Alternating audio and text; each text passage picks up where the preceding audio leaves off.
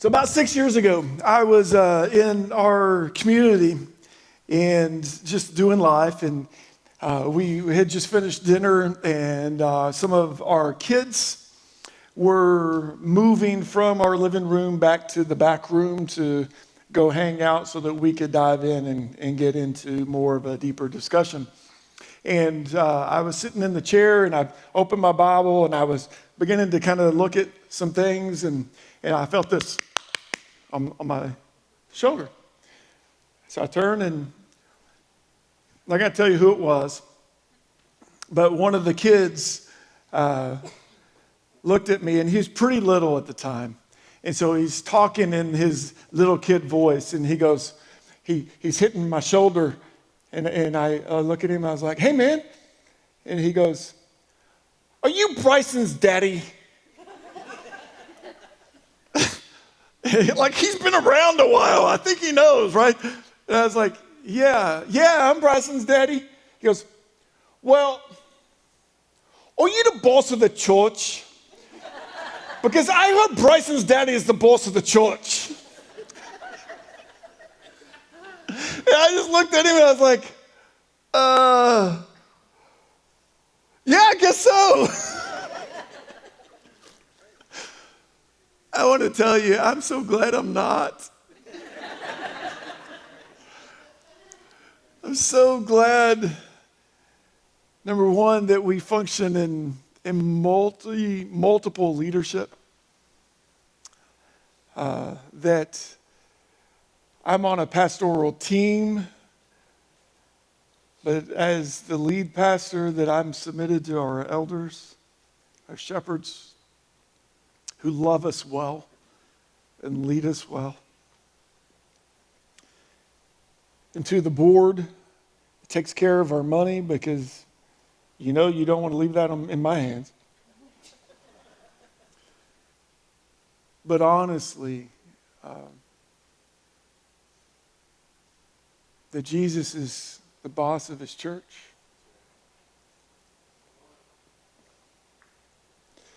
He's king, and our job is just to follow him the best we can. So I want to ask you today, as we start, who's your king?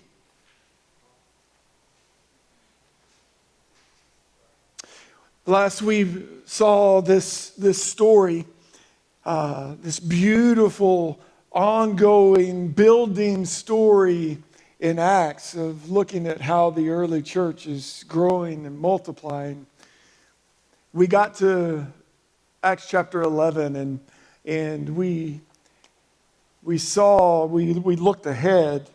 We were dealing with the church in Antioch, and I was telling you guys, like, I long for us to become a church like Antioch. Because in chapter 13, they became the missional outpost, and they became the people that were multiplying the kingdom all over the place. It's because of Antioch that the Gentile church blew up. Well, because of God using Antioch. It's his story. And so from really this point forward, the story begins to turn.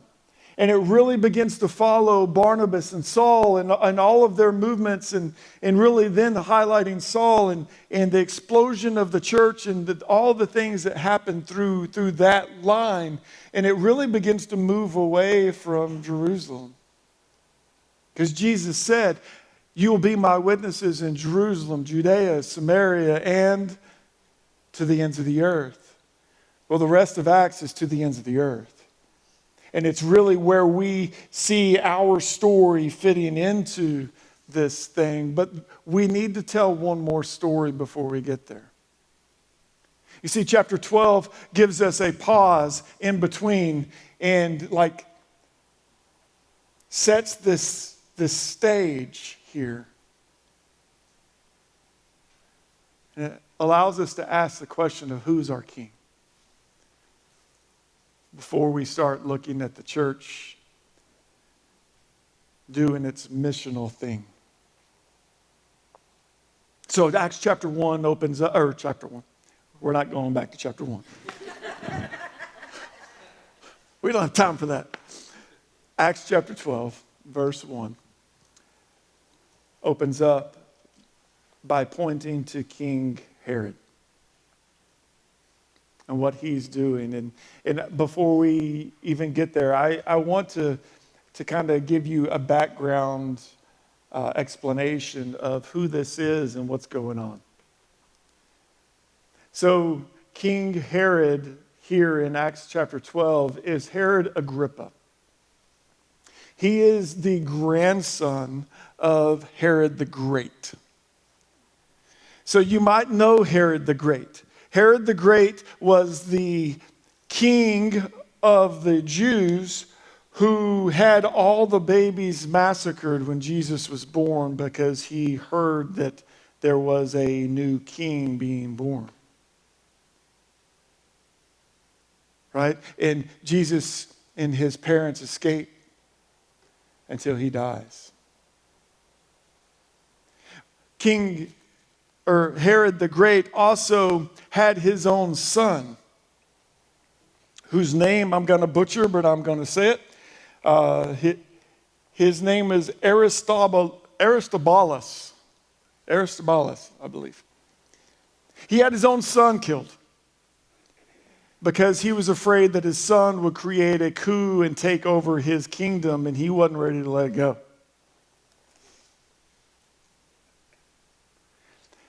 Herod Agrippa is Aristobulus' son.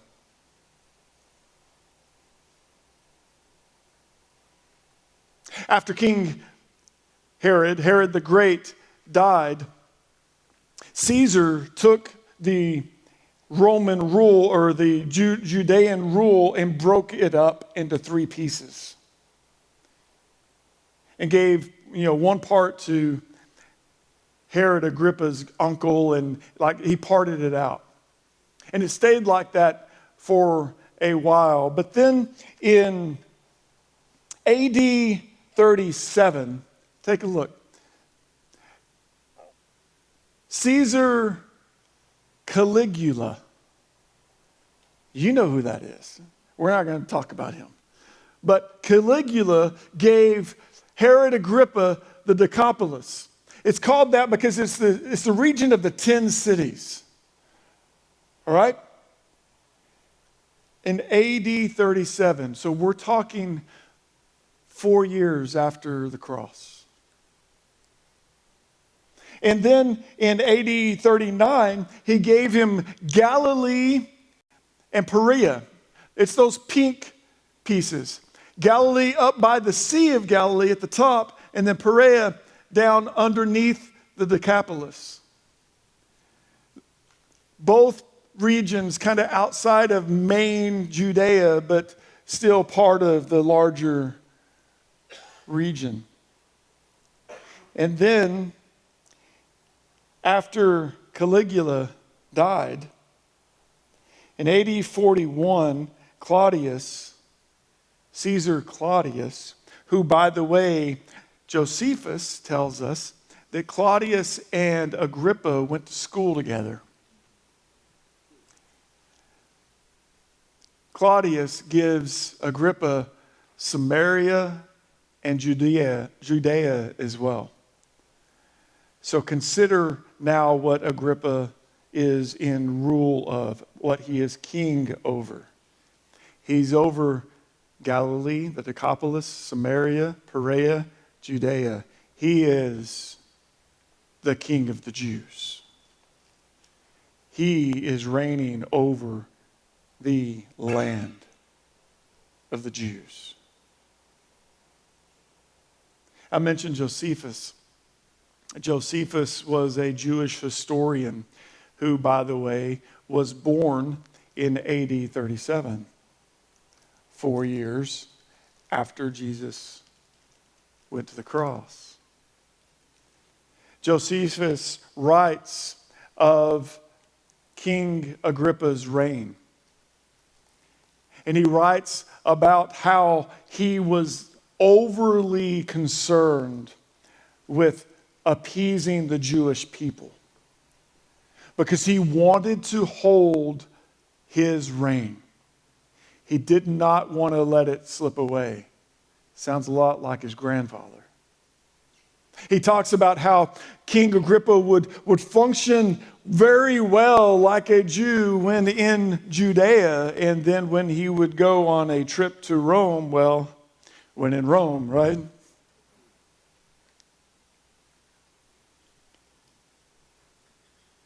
We get to Acts chapter 12, and the situation between the Christians who were called that first in Antioch, right? 10 years into the movement. And the Jews, it's rising. You see, the Jews saw the Christians, the followers of the way, as a heretic group within their group. But now, because they're following Jesus and it seems to not fit their box, but now the Christians are allowing Gentiles into their group as well. And the Jews are like, not only is this some bad teaching, like they are polluting our entire religion. And so the tension could not be higher. King Agrippa understands this. And so he moves in to appease them. Romans, I'm all over the Bible today. Acts chapter 12 says that King Agrippa moves in and he arrests some of the followers, some of the believers, intending to persecute them. And as a part of that, he arrests James and has him killed with the sword. Most likely that was Roman execution style, which would have lopped his head off. Now, I can't go on in this story without pausing and just thinking about who this is for a second. This is James. Who were Jesus' three guys, right? Peter, James, and John, right? They were the ones that were in his inner circle. They were the ones that were constantly at his feet. They were the ones that Jesus poured himself into. It's James, the son of thunder.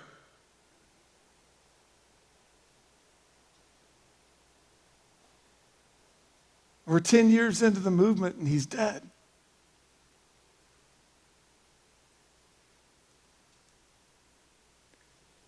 Oh, King Agrippa sees that this pleased the Jews so much that he then goes and he arrests Peter, intending to do the same.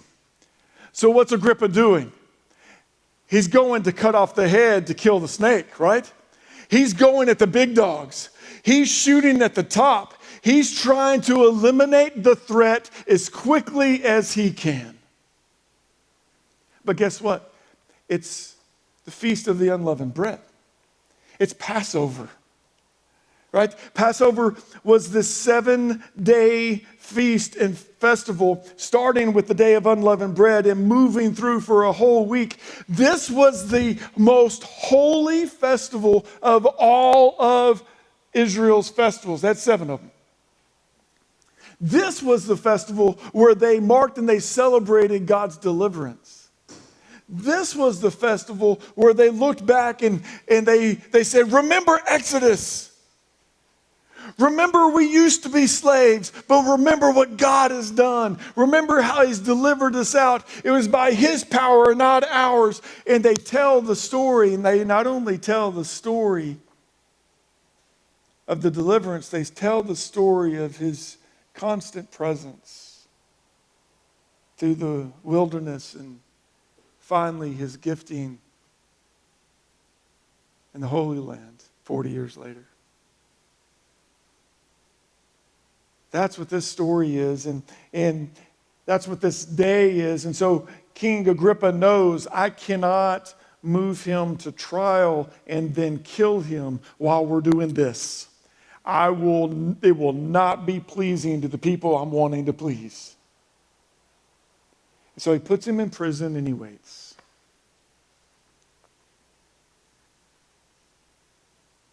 While he waits, it comes to the day before his trial. And I love what happens next. Acts tells us that there are 4 sets of 4 guards. There are 16 guards that are rotating through. And this would have been the Roman way of containing prisoners. They would have sets of 4 guards that would rotate every 3 hours to cover the entire 12-hour night, to make sure that they were ready, on the ready. So it's in the middle of the night, and Peter is asleep, and the angel of the Lord appears. There's a light that shines into the prison, and the angel turns, and it says he struck him by the side. Like, I can imagine Peter rolled up with chains to 2 guards out next to him. Like, there are guards chained to him. And then the other 2 guards, remember there are groups of 4, the other 2 guards are at the doors. And as we hear this description, there's 2 doors. There's an inside door and there's a gate at the outside.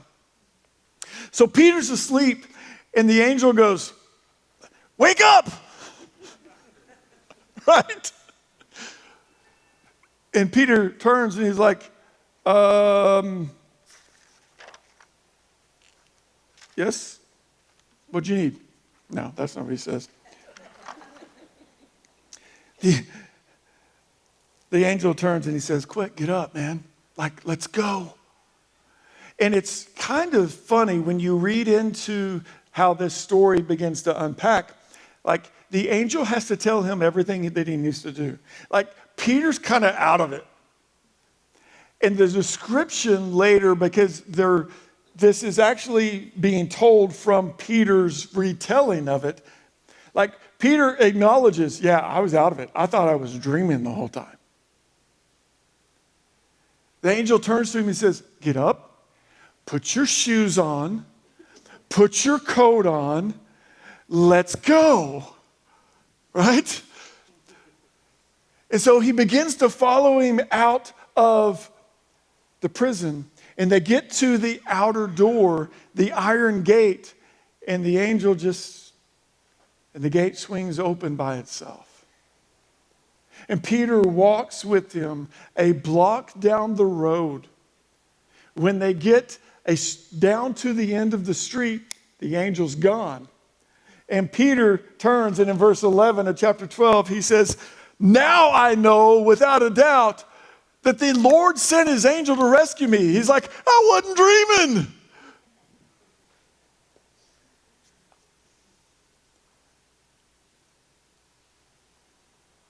So he makes his way down to Mary's house. This is Mary, the mother of John, also called Mark. We're going to hear a little bit more about John Mark later in the story.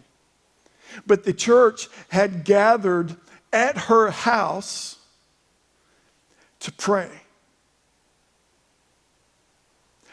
Peter gets to the door.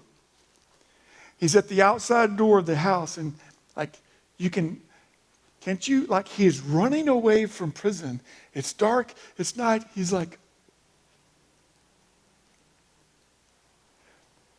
Rhoda, servant girl, which, by the way, she would have been the servant girl is typically the one that opens this door. She comes and she's like, "Yes, who is it?" He's like, it's Peter, let me in." Rhoda's so excited that it's Peter. She's like, "Oh my gosh, it's Peter." She turns and she goes inside the house and tells the group who's praying, what do you think they're praying for? They're praying for Peter. She goes and she tells them, "It's Peter." And they're like, "Girl, you crazy." She's like, "No, really, it's Peter." And they said, no, you must have seen his angel. Like, why didn't she open the door? Right? Just side note, the Jews believed that every person had a guardian angel and that angel would appear after somebody died. So that's what they're doing. They're like, that's... She goes back and opens the door, and it's Peter. And now the church is freaking out, right? The church is astonished. They're like, they can't believe what's going on, and you can imagine the chaos and the voices and everything's being raised. And Peter's like, the text actually tells us his emotions like, be quiet.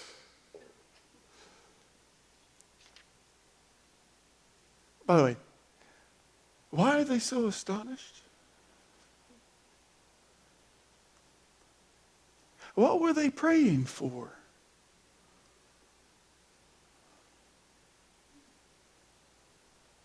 We'll get back to that in a minute.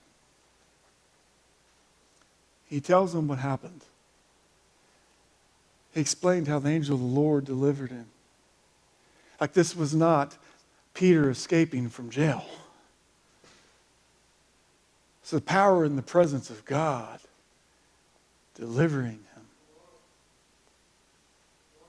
And he turns and he says, tell James, not the James that's dead. Tell James, I got to go somewhere and hide. The James he's mentioning is James, the oldest brother of Jesus. The brother that used to think that Jesus was a crazy man, that wanted to see Jesus taken care of. The brother that used to be a piece of work, who's now come to faith in Jesus as Lord and King, who ends up becoming the elder, the ruler, the leader, the boss of the church in Jerusalem.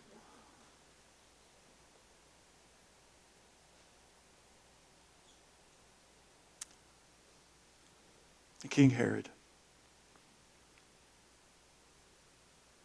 says that Herod had trouble with some people from Tyre and Sidon, and they had conflict because those people were dependent on Herod for their food. Yeah, they were. And so they came together, and this was actually Josephus, by the way, tells us that this was about a year later. They come and they work things out, and King Agrippa decides that he's going to make the announcement about them on the special day of Caesar. And we know this. Acts doesn't tell us that. Again, Josephus tells us of the day that he made the announcement. So on the day of the festival of Caesar, where they celebrate the God King, he dresses up in his royal robes and he comes in as the King of the Jews and sits on his throne, and these people from Tyre and Sidon are here, and he starts declaring what he's done for them, and the people turn and they're like, this isn't the voice of a man, this is the voice of a God.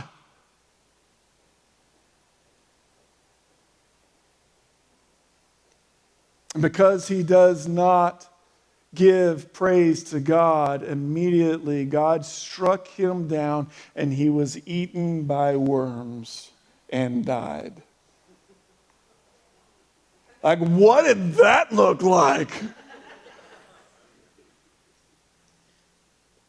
Again, I've quoted Josephus a lot today. But Josephus tells us this story. He records this historically from the Jewish standpoint, and what he says is that as King Agrippa was speaking to this crowd, he was struck down with intestinal pain, so bad that they had to pick him up and carry him into his bedchambers. And 5 days later, he died. The worms ate him. All right? The point here is that God is king and Herod is not.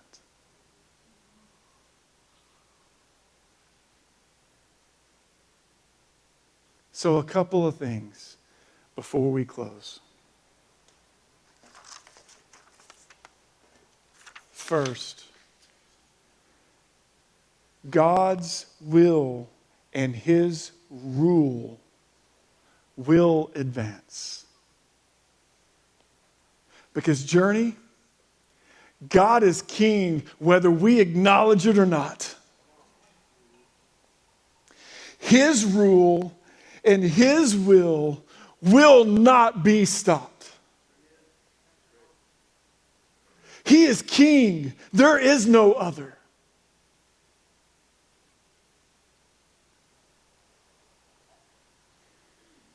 And watching this story play out, like, why did God choose to, did he pick this?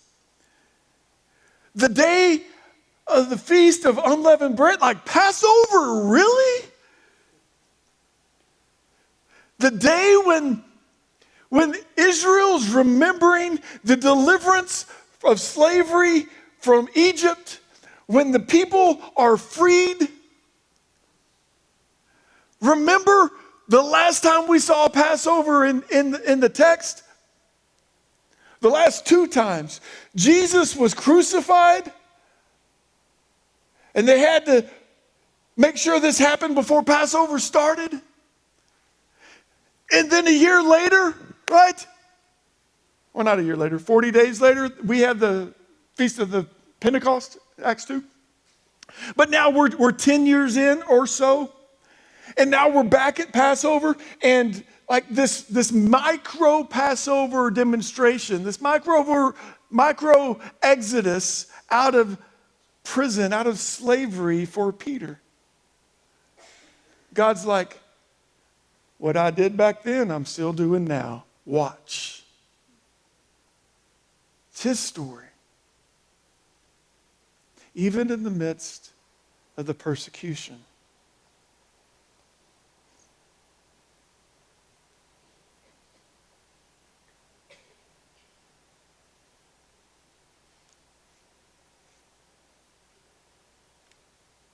What happens when we get in the way of his story?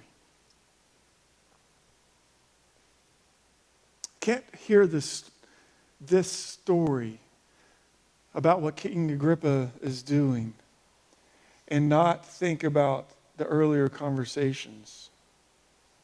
Remember in Acts chapter 5 when the apostles are brought before the Sanhedrin and then they're pushed out of the room, and Gamaliel, one of the Jewish rulers of the Sanhedrin, stands up and he rehearses their story. And he says, all of these leaders have come and they've created revolts before, but they've all been put down. But so in this case, what I want to tell you, and this is Acts chapter 5, verse 38 through 39. What I want to tell you in this case, leave them alone. Because if it's being done by human hands, it won't come to anything. But if it's being done by God, what? You will only find yourself fighting against God.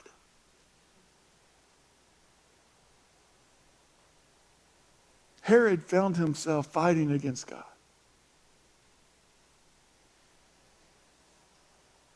Is it possible that we could too?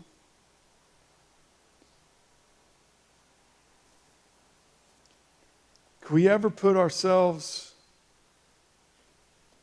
on the throne and remove him and want to play king for ourselves? We ever pursue our will and not his?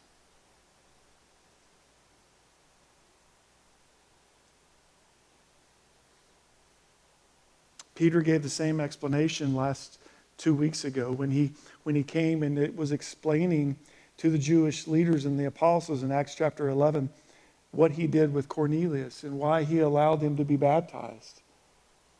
And he turns and he says, if God gave them the same gift he gave us, who was I to stand in God's way?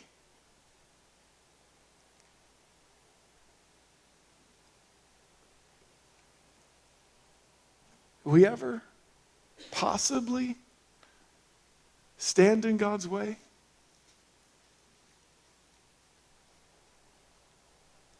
Do we ever get in the way of the mission of God in the lives of other people? Will we ever not represent His grace well? Do we ever not reflect His love and His holiness well?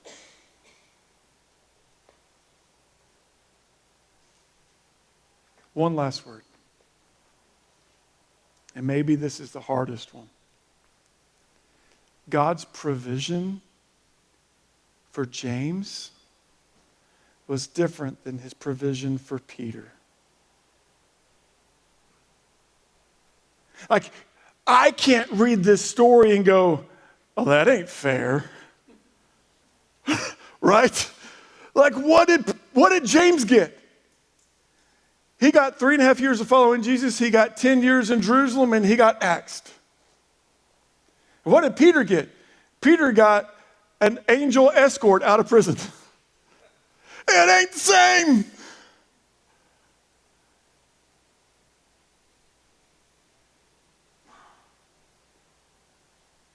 But I want to tell you, be careful playing the fair card with God.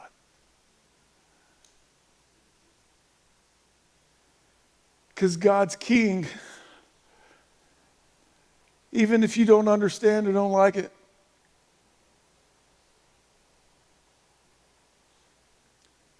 God's not worried about fair or comparison. He's worried about whether or not He's king for you. Two things really quickly. Like, go to Jesus to find this. You remember his parable in Matthew chapter 20, the workers in the vineyard, when he comes out and he says that I hired somebody in the early morning and sent them in my vineyard to work for the day's wage. And then I hired some more people at 9 o'clock in the morning. And then I hired some more people at noon. And then I hired some more people at 3 and then at 5. And then at the end of the day, like at 6, I come in and I pay them, and I pay the guys who worked from 5 to 6 the day's wage. And so the people in the back, they're like, well, we must be getting more. And he gives them all a day's wage. And the people at the very front, they're like, what about, why are you doing that? He's like, what's the matter to you? Why are you jealous? I'm not being unfair to you. I honored my agreement with you. Or are you jealous because I'm gracious? It's not about fair. It's about you and me. Remember, last one. You remember when Jesus reinstated Peter? It's the guy of the 3s, right? Peter denied Jesus 3 times. They're eating breakfast, and Jesus asked him 3 times, you love me? Yes, Lord, I love you. Well, then feed my sheep. And he says that 3 times, and at the end of the 3rd one, Jesus turns and he says, when you're young, feed my sheep. But when you were young, you dressed yourself and you went wherever you wanted to go. But when you're old, someone else will dress you. You will stretch out your arms and you will be led to where you do not want to go. And the commentary was, Jesus said this to predict the kind of death that Peter would glorify God with. And Peter turns and he looks at John, James's brother, by the way, and he says, what about him? And Jesus, like literally, this is not a paraphrase, it's not a Landonism. Literally, Jesus is turning and he says, what's it to you?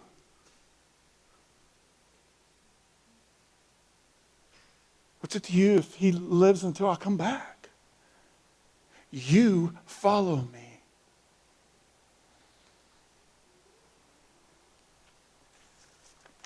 See, Journey, Peter had his own story. And the future of Peter's story was going to be struggle. The future of Peter's story was going to be persecution. And yes, even death in his own story. But not now. The king was up to something else. The king wanted something else for Peter. I guarantee you this time Peter didn't say, well, what about? He understood the king's doing his work. It's not about fairness or comparison with other followers. It is about following the king regardless of our present circumstances. And so I will ask you again, who's your king?